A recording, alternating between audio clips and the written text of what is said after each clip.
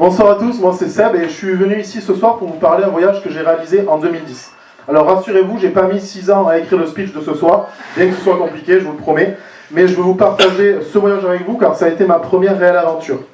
Donc tout a démarré en juin 2010 où je reçois un coup de fil de mon collègue, on va dire François, de mon ami de voyage, qui m'appelle et qui me dit « T'es partant pour un voyage d'une vingtaine de jours en août ?» Ouais, pas de souci, on va où? Je te rappelle dans 15 jours, on verra où on va. Ok.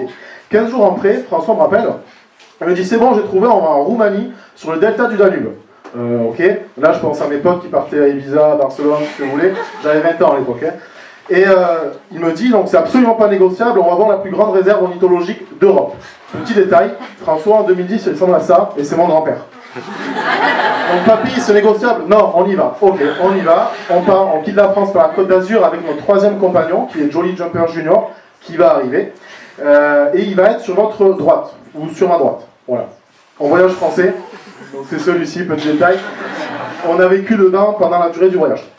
Donc on quitte la France par la Côte d'Azur, on arrive en Italie, on longe la côte aussi italienne, méditerranéenne, on passe à côté de la ville de Gênes, on passe à côté de la ville de Venise, on continue le voyage par la Slovénie, où en Slovénie on voit de très belles pour le coup forêts verdoyantes, on passe à côté de la capitale, on continue, on rentre en Hongrie, on monte toute la Hongrie qui est un pays en longueur, on longe les bords du lac Balaton, qui est un lac de 80 km de long, c'est une petite côte d'Azur en fait pour les Hongrois, on ne s'est pas arrêté, on continue, et là j'arrive à Budapest, je dis papy quand même, ça serait bien qu'on visite un peu, non? Et il me regarde, je vous jure, l'air outré, je ne pourrais pas le refaire, c'est compliqué, mais il m'a dit, on n'est pas des japonais, on n'est pas là pour prendre des monuments en photo, et en plus c'est pas toi qui vas payer la fourrière si le camion il se fait embarquer. Ok ma fille, merci. Donc je repensais à mes potes à Ibiza. C'est pas grave, le voyage continue, j'ai pas vu Budapest, et le voyage continue en Roumanie, où on prend la direction des Carpates. Mais pour prendre la direction des Carpates, il faut un GPS. Mon grand-père il voyage avec des cartes, et ces cartes ont 10 ans d'âge. On s'est égaré, d'après lui, d'après moi on s'est paumé, voilà, clairement. C'est pas grave, comme l'avantage avec un jeune, c'est que j'avais l'anglais et l'espagnol un peu plus facile que lui, on a pu se retrouver en discutant avec des locaux. Et on s'est retrouvé sur la bonne route dans les Carpates, où la population d'ours est peut-être pas comme au Canada, mais pas loin, et en constante augmentation. Quand on dort dans un camion, pour passer la nuit, on reste pas à côté de la route, pour éviter quelconque désagrément. Donc quand on était dans les Carpates, et qu'il a fallu garer le camion, qu'il a fallu que je sorte avec ma pelle et mon PQ, faire mes petites affaires dans la forêt, je vous jure, j'ai jamais été aussi rapide pour creuser un trou, faire ce que affaires et repartir. C'est pas grave, je suis parti entier, on est reparti entier et on est arrivé en fin de destination sur le delta du Danube, dans le pays de Dimitrius, un ancien Roumain que mon grand-père avait rencontré précédemment. C'est grâce à lui qu'on a passé 6 heures sur une barque au sein du delta, où on a pu voir la façon de pêcher des Roumains, que ce soit traditionnel ou à l'ancienne. On a pu voir de très belles végétations encore. Non, c'était vraiment sympa pour le coup. Et on a pu prendre des photos, ce pourquoi on était venu, les photos d'oiseaux. Vous vous en souvenez, la réserve ornithologique.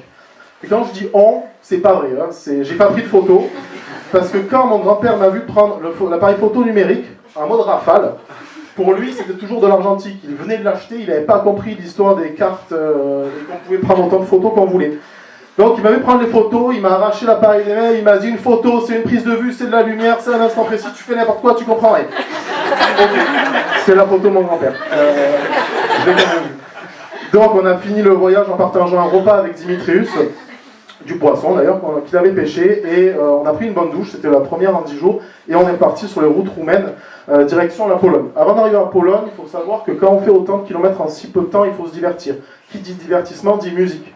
Bon, j'ai pas pu arriver à la seconde chanson de l'album de Nirvana, que j'ai été interdit de radio, très clairement, donc je me suis mis à écouter la chanson que vous avez entendue au début, tout ce qui est Mozart, Bach et autres Beethoven que j'ai appris à apprécier. Là, le voyage continue par la Pologne. On fait un petit détour que j'ai demandé à mon grand-père, et qui m'a été accordé d'ailleurs, pour aller voir les camps d'extermination d'Auschwitz. Donc ça a été un choix que j'ai fait, parce que j'ai toujours été apprécié en fait la Seconde Guerre mondiale, mais je pense que je l'ai appris comme la plupart d'entre vous à travers les livres et les films. Le fait de se rendre sur place, déjà c'est quelque chose de fort, et le fait de le faire avec son grand-père, qui l'a vécu en étant jeune, ça prend une toute autre dimension, vraiment. Maintenant je ne suis pas là pour vous donner le son, loin de là, je vous conseille juste, si vous avez l'occasion un jour, allez-y. Et je suis encore moins là pour casser l'ambiance, rassurez-vous. Donc le voyage continue, et il continue par Slovaquie. En Slovaquie, on a trouvé un point en commun, enfin vous allez dire, ça a été la bière à 70 centimes. La pinte en plus. Donc au bout d'un quart d'heure, on n'avait plus aucun désagrément ensemble. Tout s'est super bien passé. Et donc on est rentré enfin en France en passant par la Slovaquie, Bratislava, l'Autriche, donc il y a Vienne, de magnifiques villes comme Zurich, Genève et autres. Et après on est rentré donc en France. Tout ce que j'ai vu de ces villes, c'est ça. Alors après, la photo, bon c'est la triche, c'est pas la vraie, mais globalement on n'est pas des Japonais, on n'est pas là pour prendre des photos, donc on s'est pas arrêté. Vous direz comment étaient les capitales européennes. Voilà que mon voyage prend fin, on rentre en France, au bout de 20 jours et à peu près 7000 km. Et là-dessus, je voulais conclure en fait en 2 points particuliers. C'est que le premier, j'ai appris une première chose, c'est mon grand-père qui me l'a appris, malgré la façon dont je l'ai présenté. Pour moi, un voyage, c'est pas d'aller prendre des monuments en photo et des paysages, c'est de rencontrer les gens qui y vivent. Et c'est là qu'on a le plus appris, je pense, comme tous les autres speakers l'ont dit ce soir. Et le second point qui a été le plus important aussi pour moi, et que pour le coup j'ai appris tout seul, c'est que j'ai appris à découvrir mon grand-père. C'est une personne que j'avais vue seulement pour les anniversaires et Noël. Et malgré le fait que j'ai passé 20 ans à ses côtés, je ne le connaissais pas. Ce voyage m'a permis de rencontrer François Venot, l'aventurier qu'il était, l'homme qu'il est aujourd'hui, qu'il soit chiant ou pas. Il m'a apporté beaucoup.